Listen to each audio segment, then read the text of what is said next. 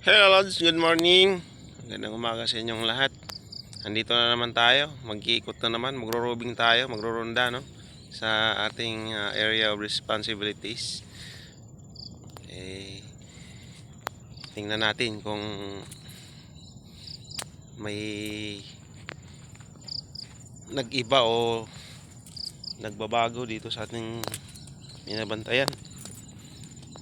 O may nawala ba o wala naman talaga. Yan lang mga Lods.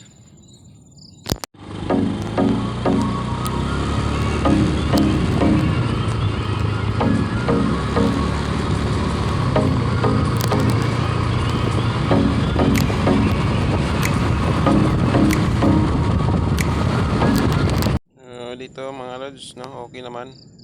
Wala namang umaapaw. Kasi minsan kasi naaapaw tong ganito yung water jet valve. Ganun din naman dito. Ito yung mga valve nya. So dito banda sa taas mga Lods, no? Excuse. Dapat natin talagang puntahan ito para i-double check kung umaapaw ba yung tangke. So ito yung tangke sa taas. Minsan kasi mga Lods umaapaw ito. Nag-overflow sa sobrang daming supply ng tubig. Kaya hindi niya kinakaya. Kaya kung mangyayari man ganun, para ng talon or falls, kailangan mo nang i-report para mapuntahan ng maintenance.